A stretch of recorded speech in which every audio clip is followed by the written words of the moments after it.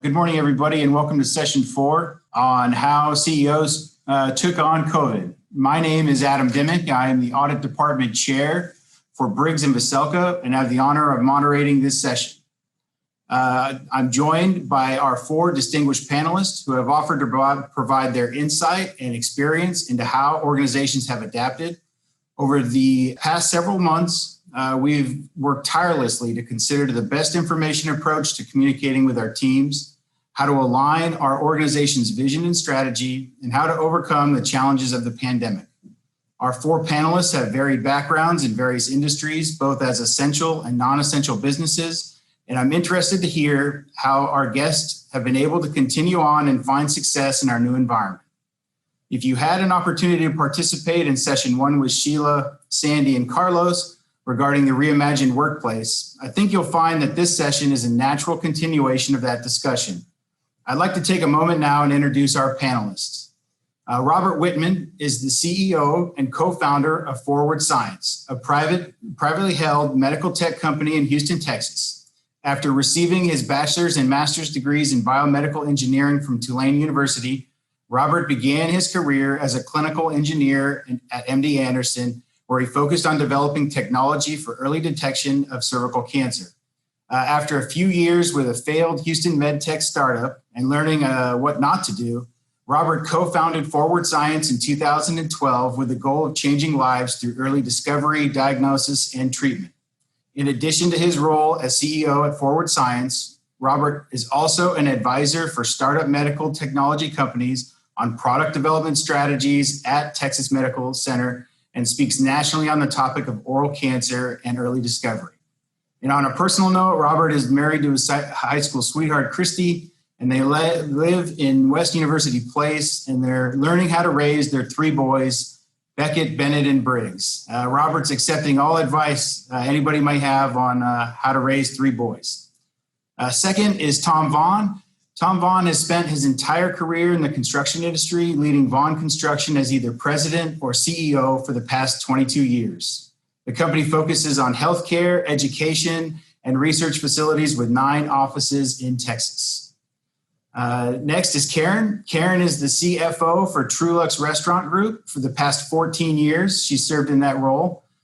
Prior to that, she practiced in public accounting for 5 years, focusing on individual and corporate taxes. Karen lives in League City with her husband and 2 daughters. And our last panelist is Chief Sam Pena. He is a 26-year veteran with the fire services and has been the chief for the Houston Fire Department since December of 2016.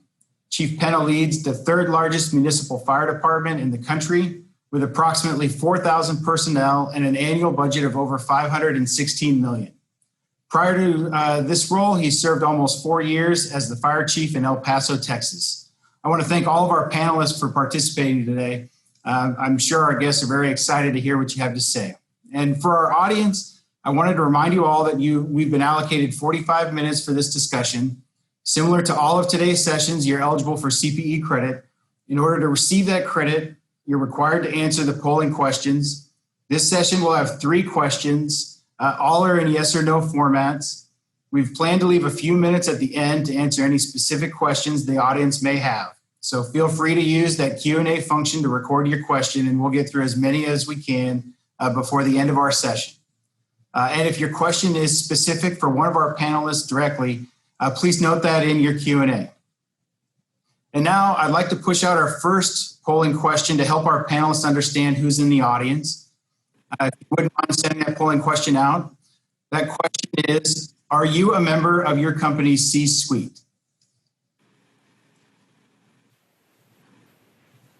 And as our audience is answering that question, I think now would be a great time for our panelists to jump into question number 1. And Karen, I'm going to start with you, but I was curious, as the pandemic was starting to take off, what were you turning to or monitoring as credible sources of information to help guide your organization?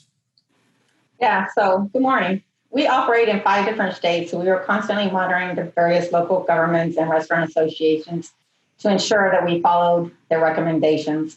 As in-fine dining was being shut down in each of the individual markets, we made the decision to close those locations and not offer takeaway, as that didn't fit our concept or our business structure. However, within a week, all 12 of our locations had closed, leaving us with no cash flow. Prior to COVID, we did very little to-go orders. Our food didn't travel well, and we also felt that at our price point, there wasn't going to be a big demand for takeout, given all the furloughs and shutdowns and sudden economic downturn. In a couple of weeks, we realized the closures and decrease in restaurant dining traffic were going to be here for a long time, and we needed to pivot. We began holding daily Zoom meetings with key leadership and discussed what needed to happen to survive as a company long term. We all agreed the worst thing we could do for our brand was to offer a subpar curbside experience that didn't match up with our brand and our price point. That would turn off our existing customer base. So our director of culinary, Chef Ryan, developed a specific curbside menu that would travel well. We researched the best to-go containers for custom insulated packaging to keep the hot food hot and cold food cold. No one wants to get home once they purchase curbside and get cold, mushy food. We went a step further and created tags that include reheating instructions for items purchased and a step-by-step assembly for the instructions for a few dishes that require minimal prep at home. In addition, we built an online ordering platform to streamline the process for our guests. We, as a society, have trained guests to go online to do everything. Most don't want to pick up a phone and call a restaurant to place an order, right? So up until then, that's what they were required to do. We did discuss using a third-party delivery service, but decided against that because then you lose control of your product and how it's delivered. Lastly, we reopened business locations as it made sense. We still have 2 locations that haven't reopened and are constantly monitoring the market they are in and will reopen when the time is right. That's great. Thank you, Karen. Chief, I had the same question for you. I was curious, with everything that was happening and, how were you able to find PPE for your team and keep your interactions safe? And I think you might be on mute, so I wanted to mention that to you as well. Okay. Well, good morning to everyone. Thank you, Adam. And listen, it was a bit challenging coming into this pandemic. But one of the things that we have to remember is for the fire service and for the fire chiefs across the industry is, regardless of the strain of flu that we may be dealing with, our job is to ensure that we're providing the protection to our firefighters, the proper equipment, the proper training, the proper support.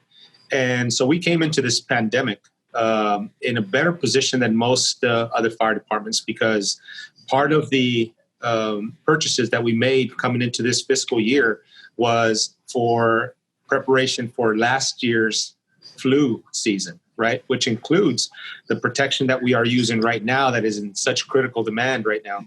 Which includes our masks, our goggles, gloves, all the universal precautions that we have in place right now. Those are a requirement for us every year, right? So so we were in a decent position coming into the pandemic. What we found is as soon as it started hitting the news feeds and the pandemic dominated the news cycles, the personal protective equipment was something that was now an unstable commodity as far as being able to replace them and keep our shelves stocked. So we had quite a heavy lift to do to ensure that we kept that pipeline in place. And we had our first job really is the force protection for our personnel and to serve the needs of our community. And we searched far and wide. I mean, never did I think in my 27-year career that I'd be in the procurement business and making phone calls to Mexico and other areas of the world trying to secure a pipeline of personal protective equipment, because if most people don't know, the primary source of this equipment comes from China. That's the primary area where we receive the personal protective equipment that we're using now. So now we were having to go everywhere to search for this, and so that was a heavy lift. But look, I couldn't be more proud of the work that my staff did to ensure that we kept the shelves stocked. There was not one time that our firefighters to this point have gone without the required personal protective equipment. And matter of fact, we've been able to secure enough equipment to be able to provide the masks and stuff to our patients as we meet them. So yes, no, that's our job is to ensure the safety of our personnel and to serve the needs of our community. And this pandemic has really been a game changer for us in the way we do business, and I'm sure we're going to get a little bit more into that as we just continue discussing. Yeah, Thank you, Chief. Thank you. Tom, on that topic of this, same question, as an essential business, as most were sort of moving into a remote setting, you still have jobs that were in progress. Could you speak to how you were communicating with your team, monitoring job sites and handling, deadlines and deliverables? Sure.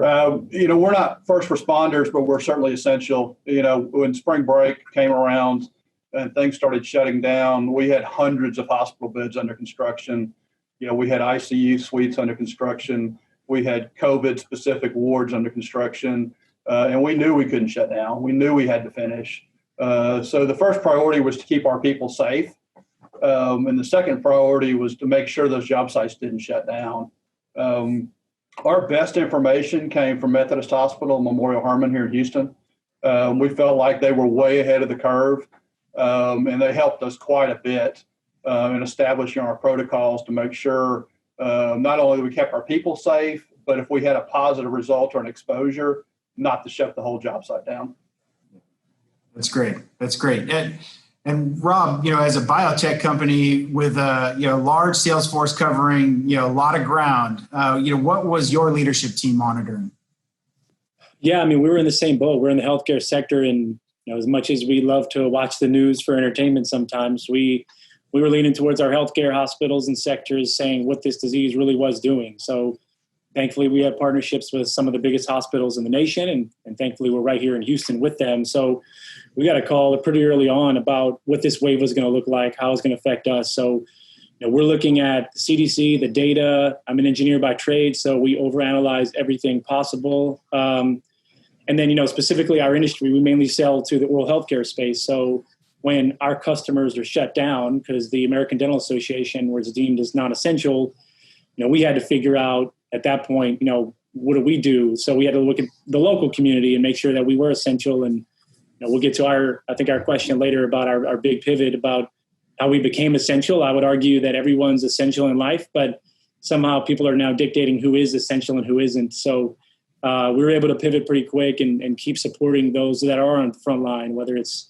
the police, the firemen, the healthcare system, whoever it is. So we were just looking at healthcare for the true facts for the most part. Yeah, that's great, Rob. Thank you. Collectively, I would say that each of your organizations have been very nimble. I know that you all were giving your responses while that polling question was coming up. So I'd like to take a minute just to pull the results up of that polling question here.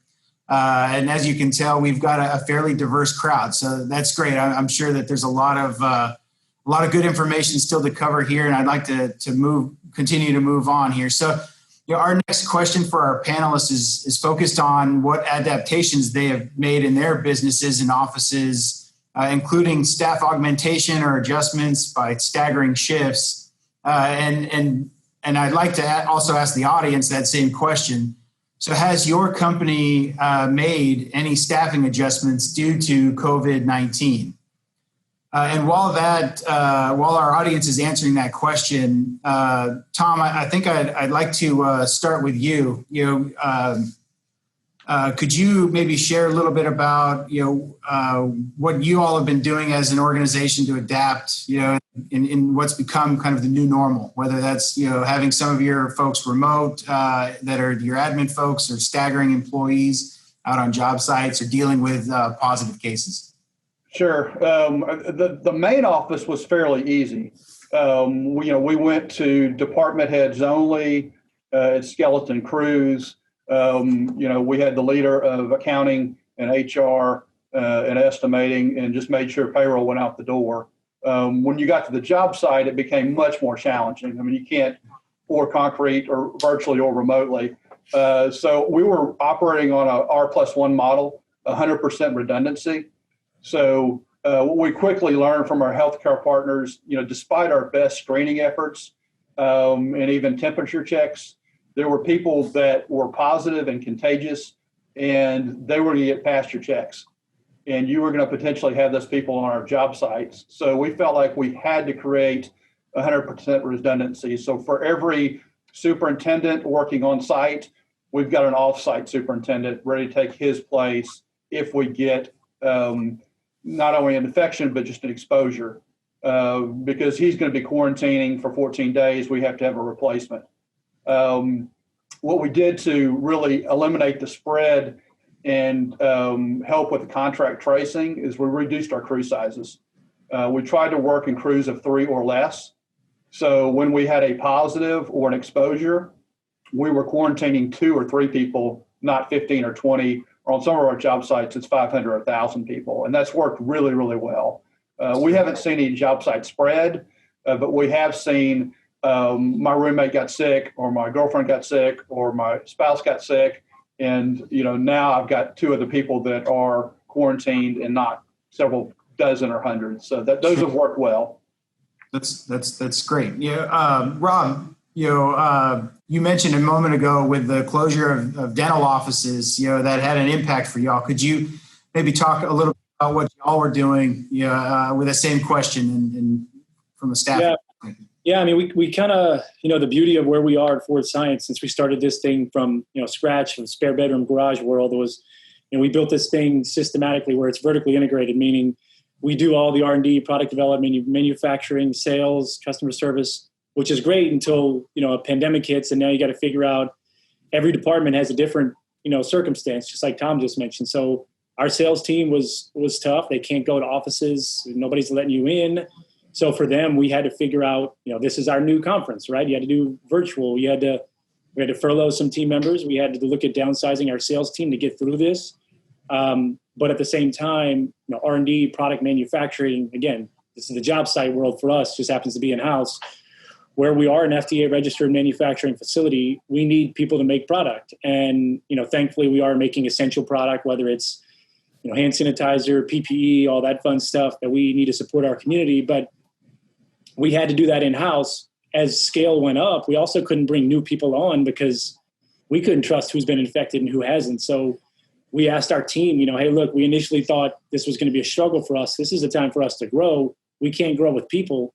So our team started working overtime shifts, and they were happy to step up because, A, financially make more money, and B, we couldn't bring anybody else to risk the infection from the core team here. Our customer service, our sales support team, for them, we stagger them. So we have 3 come in 2 days a week, another 4 or 5 come in 2 days a week. We try to do things virtually. Thankfully, being in healthcare, we have a good handle on what we think is a good system. We do a COVID test every Monday morning. If you're negative, you have the ability to go back. Mandatory masks. Again, we make hand sanitizer here. So if we get COVID, it's going to be a pretty tough thing to swallow. But we started putting the healthcare protocols that you see in healthcare because that's what's working. I mean, you look at a fire person on the site or a nurse or a doctor, they're seeing patients that are affected. How are they not getting COVID? And it's the proper equipment. And that's what we've been putting in for protocols. Yeah, great thoughts. Karen, in the restaurant world, I'm sure that, you had to make some significant adjustments. I'd be interested to hear sort of what Trulucks has been able to do, to adapt. And you might be on mute too. I just wanted to mention that to you. I sure was. Thank you. Yeah. So similar to what Tom mentioned, with our administrative offices, it was super easy to make the switch. We already had all the plans in place, the technology in place. We went 100% remotely, and we are actually considering to move full-time remotely for administrative. The restaurants obviously is what's seeing the biggest shift every day. Safety and sanitation have always been a high priority for us since we serve food, but it's extremely important right now. We created a task force to prepare a reopening plan that detailed the steps on how we'd reopen, starting with bringing the employees back into the restaurant and also how we'd service our guests. Every day, prior to clocking in, our employees go through a daily health screen and have their temperature checked and documented. Employees with symptoms are not allowed on the premises. They call their leader to discuss what needs to happen. Leadership is always continuously emphasizing safety protocols daily during pre-shift. The safety of our guests and our employees are our top priority. Without them, we wouldn't have a business. So we are lucky, though, to have a wonderful HR department that can help field each of the locations and how to handle the various situations that arise. Some are simple questions, but often they field daily calls on how to handle situations when an employee's been around someone that tested positive, or they have been around someone that has symptoms, or even they themselves have symptoms. And so, they will talk with HR, with the leadership, and decide whether they need to quarantine or they need to go get tested. But the most important thing we stress with leadership is to have open and honest communication with our staff and be flexible with those situations. We've also found that with the quarantining, we need extra staff. We are on reduced sales, but we need extra staff because when someone is required to quarantine, it takes 10, 14 days before that person can come back. So we have a lot more part-time employees now than we ever used to have. But that's just to ensure that we can continue our business. The other thing we've done is if we end up having staff that needs to quarantine, we pulled back on the number of reservations and the number of, basically reservations tables that we'll allow in our restaurant. And at the end of the night, if we're full, we're full. We can't take any more. And that's to ensure that we still have a business and that we aren't underserving our clients either. Yeah. We've also shifted from a front waiter to a back waiter style of service. This ensures that one person is always servicing the guests, and then we have the back waiters who are actually coming and delivering the food so that there's no cross-contamination. We ensure that someone that clears the table doesn't serve the food. That's a great idea. It just helps with that whole cross-contamination. We ensure that obviously all employees are wearing masks. They use one-time use gloves to serve beverages. And when serving the dishes, we're using clean black linen so that there's no contamination during the text point processes. Like other restaurants, we added sanitizing the high-touch areas and sanitizing tables and chairs between the guests. We do a nightly sanitation. We do a deep cleaning every week that specializes in COVID. We've installed glass dividers between booths. We have all the check presenters and pens are wiped with a sanitizer towel and then put under ultraviolet light sanitizer between uses. We also recently added touchless payments for our guests who prefer this method. That's great. Chief, I wanted to ask you the same question. Rob alluded to the fact that a lot of your personnel come in contact with the general population and may be at risk of just being potentially impacted by COVID. What have you all done at the fire department to? Adam. So before Houston became a high risk impact area for the COVID, we had the luxury, let me say it that way, of seeing what was happening in other areas of the country when it first hit. Seattle, for example, was the epicenter at one point, and it started, if you remember, with a nursing home that was infected, and it just wiped out their entire fire department who responded not knowing what they were coming into. And so we had the ability to see that and kind of anticipate what impact we were going to see at some point. Now, we didn't know everything about this virus, right? And so we kind of stumbled our way through ensuring that we were doing what the CDC was recommending at the time, who was also learning about the virus. So we got a lot of things in place to try to stem the number of people that were infected. We started with implementing certain criteria or certain requirements at the 911 center. When the person called, then we would ask certain questions to try to ascertain, if they could possibly the patient could possibly be infected, and then we would notify our personnel to take extra precautions. Well, the game changer in this whole pandemic was when a person could be asymptomatic, not have any symptoms at all, and still theoretically be shedding the virus and infecting others. That really changed the dynamic of the operation. And we adjusted by saying, because again, force protection was our primary concern. We needed to keep our firefighters healthy to be able to staff and serve this community. And we quickly took the approach of assuming that every contact was potentially infectious, both from the patient and that we could be possibly infecting our patients as well. So that became critically important for us to ensure that everybody was wearing their personal protective equipment, regardless of the call type or the interactions. Because, our firefighters in this system here in Houston, we run about 1,000 to 1,100 calls for service each day. And a lot of those calls are, in uncontrolled environments, right? And so our assumption now, our posture is a very conservative one, is to assume that everybody that we touch or come into interaction with can potentially be infectious. And so that has allowed us to limit the number of people that that are out of the game, so to speak, in quarantine. Sure. But even with all those protections, at one point we were at 300 firefighters that were in quarantine. So yeah, and that's a large number. Now, our saving grace is that we have about 4,000 firefighters on the job, but they respond to emergency situations, again, uncontrolled environments. And so I think that if you put that in context, the 300, although it's a large amount, they've been doing a very good job of protecting themselves. Unfortunately, it's we've lost 2 firefighters to this disease, to coronavirus within the last 2 weeks. And that's something that, I wish we didn't have that designation. But it's a sign of what we're dealing with. This virus, one thing we do know is that it's highly contagious. And so our job is to ensure that we're doing everything we can.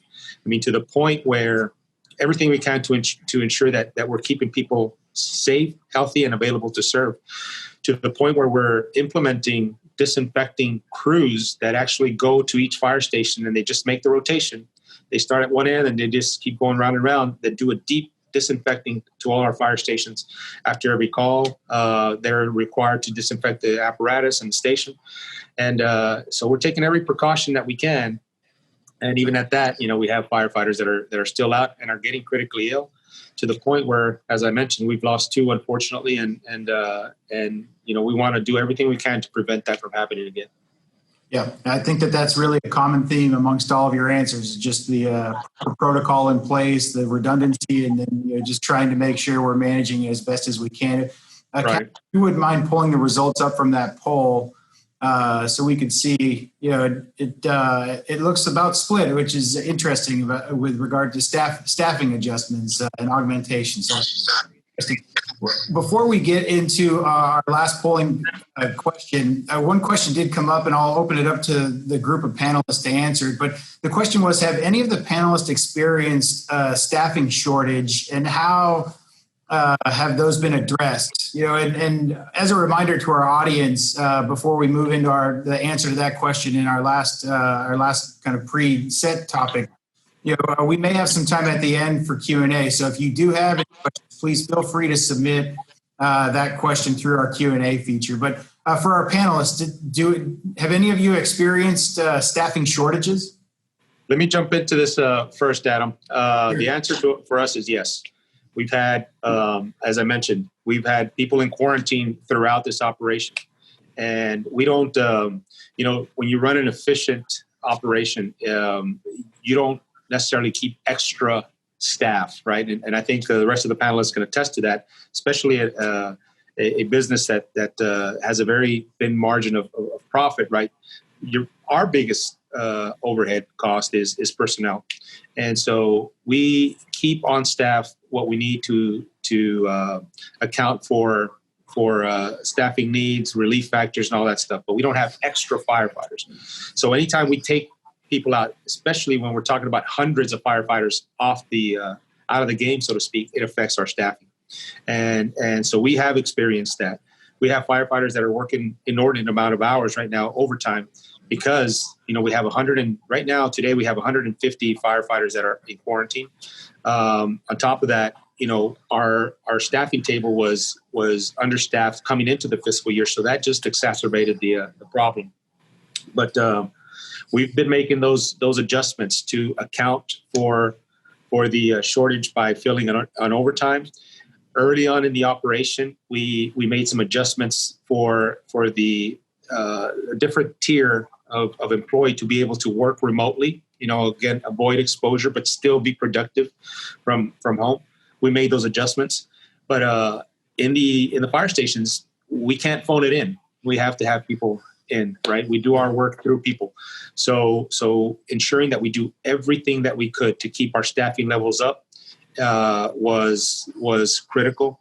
It meant spending a lot of money and time on equipment, purchases, on protocols, on ensuring that we were providing them the right tools and equipment to safely do their job. So, but in the end, it's still affecting our ability to staff, when we take that many people out of the game. Sure. And so overtime has really been a critical factor for us right now. Any other thoughts from the panelists?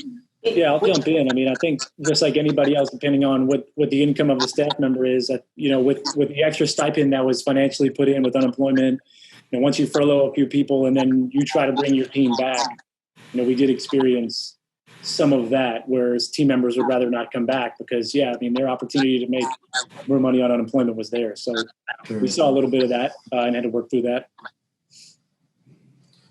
Yeah, we had a lot of that too. Restaurant employees don't make a whole lot of money, so the stipend, quite a few of them actually made more money on stipend. So when we called them back, they didn't want to come back. We also had a lot of employees who no longer wanted to work in our industry because of the fear of COVID. So we did lose some really long-time employees who made the choice to move to another industry. Sure. Really sad. So, Karen, while I have you, somebody had asked which 2 locations were not open at this time. I don't know if you had seen that question pop up. I did, yes. So our Chicago downtown location, it's in the Gold Coast, and then also our Washington, D.C. location. Those were the ones we have not opened. Okay. Well, great. So let me move on to the third question just to keep us rolling. And I'd like to start with the polling question for the audience. And the question is, have you found or developed any new business opportunities as a function of COVID-19? For our panelists, Rob, you mentioned this a moment ago, but didn't really get a chance to explain. But would you talk a little bit about how you pivoted and started making sanitizer and disinfectant? Yeah, I mean, I think, for us, we listen to healthcare pretty quickly. And we had a meeting with one of our partners who is MD Anderson Cancer Center, which I have a history. My partner and I have worked there in the past. And they reached out to us when this went from Seattle and hit New York. So when we had the opportunity, as the sergeant said, we can look at what the other cities are doing. And MD Anderson called and said, hey, look, we're going to need your help. Probably in the next 3 to 6 months, we're going to run out of PPE. We're going to have new infection control policies. We want to buy local. We want to make it in the States because, we want to buy this from other countries. And we need you to step up. So within that day, my partner and I, we walked to the engineering team, figured out what we can do, looked at the guidelines with the World Health Organization. 5 days later, we had our first batch of hand sanitizer being shipped out to hospitals, to first responders, to construction sites that had to stay open. So for us, it's not, are we selling to dental offices that are open? We now have this whole world that I never sold to of, one of our first customers was a big construction site that couldn't shut down. And, as Tom attests for this, I'm sure you have to have infection control at so many feet and so much stuff. So we started making hand sanitizer, and now my 3 boys, or only 2 of them, can talk at this point, which I guess maybe it's thankfully, but they truly believe that we just make more hand sanitizer than anything else in the world. So, for us, for the opportunity to pivot, we have relationships with other countries that do make masks and gowns. And so we are bringing things in, trying to make it here in the States, but things that we can get access to supply people that need it the most. That's been our goal since this happened. So it's not, people always ask about a pivot.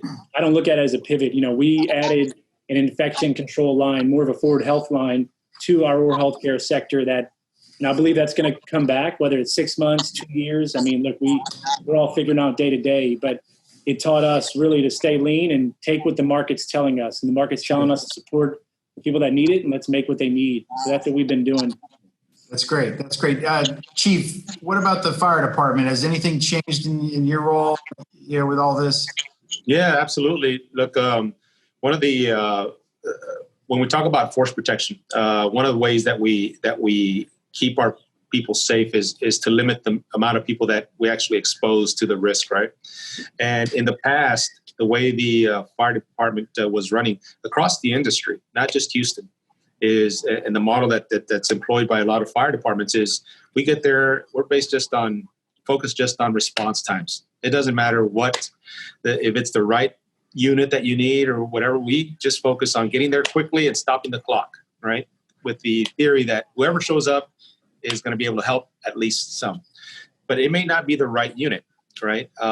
So what we've done now, just as a result of this pandemic, is we've reevaluated what we are sending to the different types of calls. And even if the call the caller is going to wait a little bit longer. So if you need an ambulance, it's predominantly the call type requires a transport to a hospital, and you need an ambulance.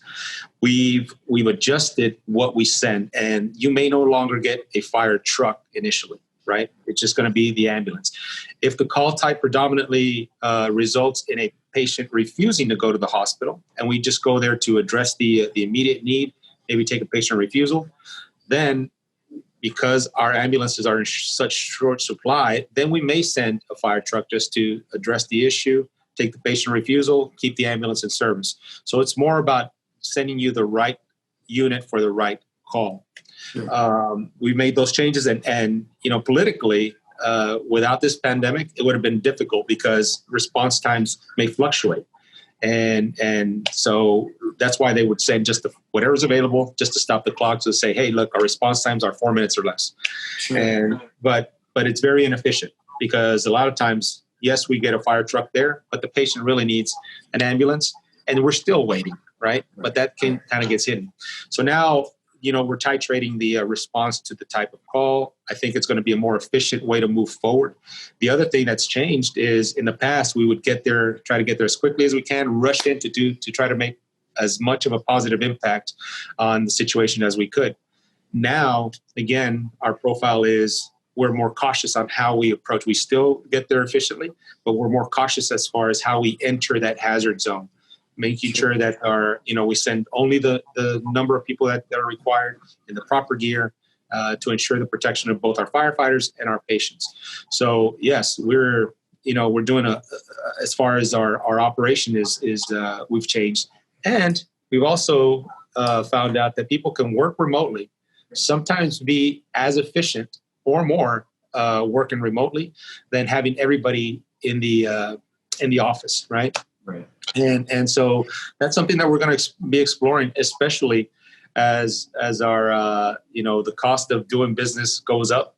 Maybe having a facility where we don't need as many offices, where people can actually work remotely from home and do some offset some savings or some cost for the taxpayer by renting a smaller space for administration or whatever. So all those things are things that we are now exploring that I think in the long term will be more beneficial for us in delivering the service and for the taxpayer who's actually funding everything that we do. Yeah. Thanks, Chief. Yeah. Tom, I know that one of the core areas for Vaughn Construction has always been in healthcare. I was curious if you've seen some opportunities to present themselves in retrofitting buildings and, or maybe even on the higher ed side. Not so much retrofits, but two thoughts. I mean, we got exposed as a nation during COVID. I mean, we cannot rely on China or any of the foreign country for our hospital supply chain. I mean, we've got to do our PPE locally.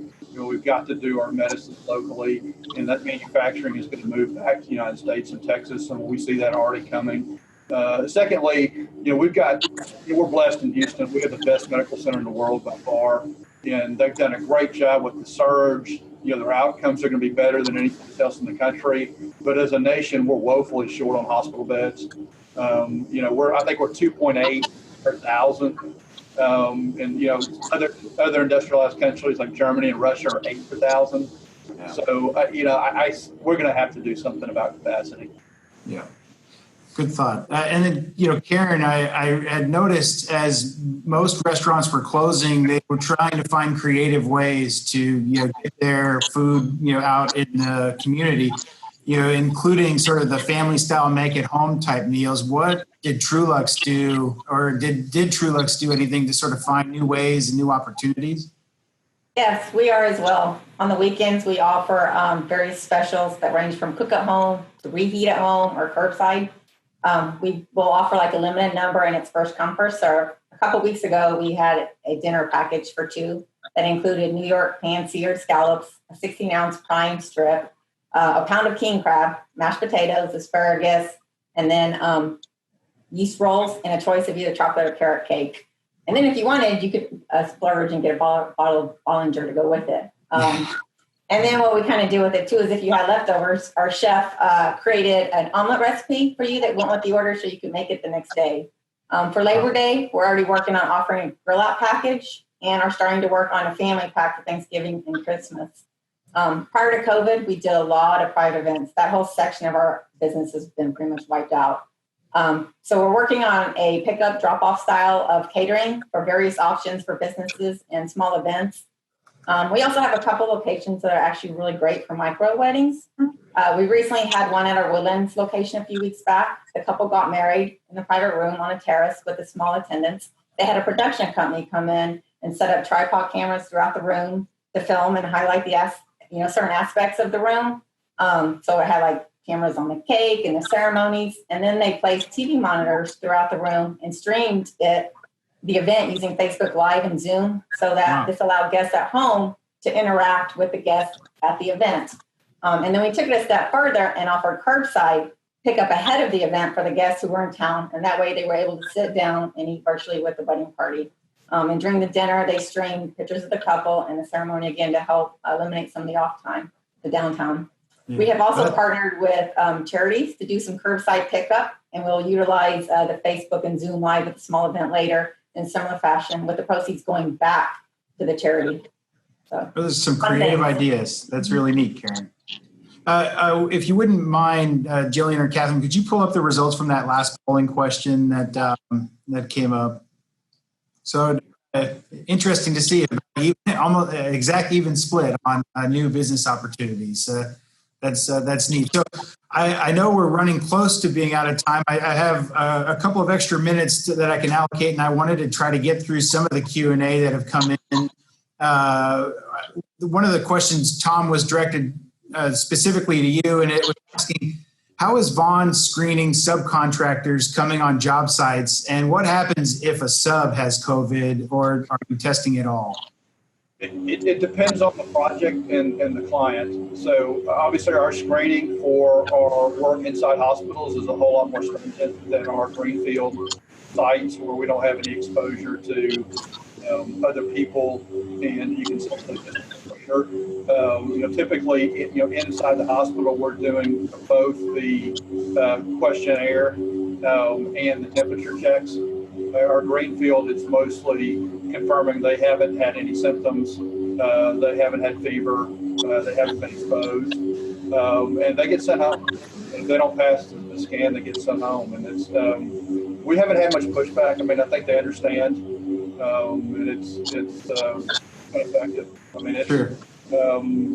Most of that population was already pretty good about wearing PPE.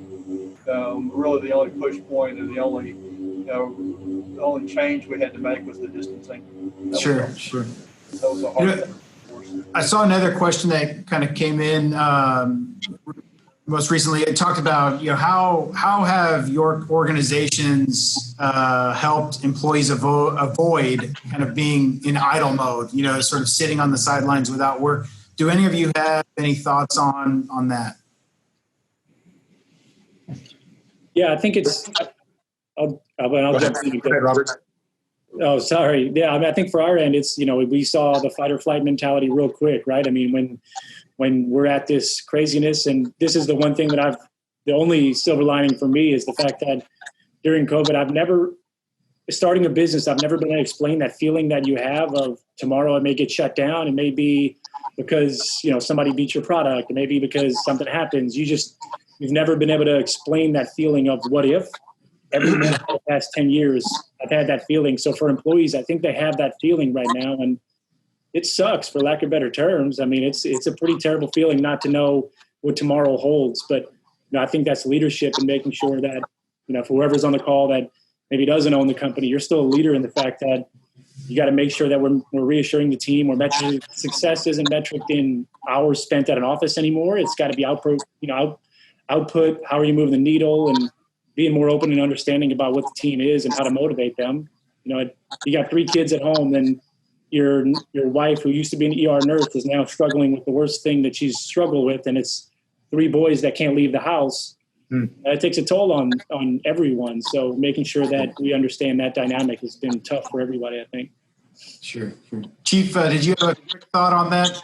Yeah. So, employee engagement, especially right now when with all this thing going on is critical, right? To keep them engaged. As firefighters, they want to be in the game, and firefighters, they get injured on the job or whatever, and it's easy to sideline them and make them feel again marginalized because they can't be on the front lines. But we found several opportunities, not only within the fire department, but within the city. When we're talking about furloughing individuals and employees, is that we reprogrammed them to do wellness checks as people come into these facilities. So there was an opportunity for us to have these employees get re-engaged by posting them and ensuring that as people walk into our facilities, that they had the temperature checks, that they would,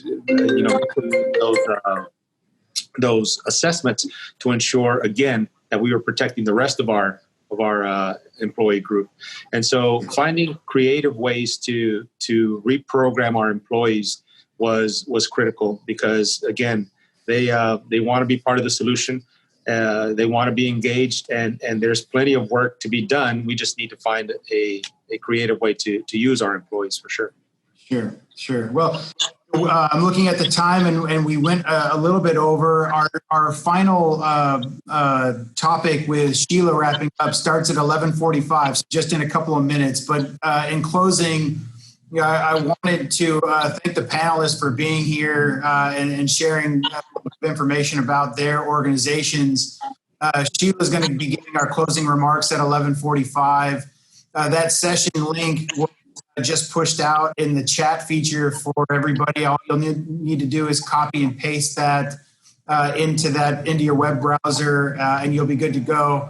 On behalf of everybody that is participating today and joining us, I really want to thank you all for being here. And I know we've got a lot of clients and colleagues and friends that are on this call. So we look forward to catching up with you all in person very soon. And in the meantime, if you have any follow-up questions about this session, please feel free to reach out to your engagement team lead. Of course, we're here for you, and look forward to catching up with you again shortly. And a special thanks also to all of those in the background that are assisting with getting the technology and transitions. There's a lot of work going on behind the scenes that makes these things possible. So I certainly appreciate everybody's help from the tech support side as well. I think the next session is supposed to start in less than a minute. So please look for that chat in the chat for that link and go ahead and cross over.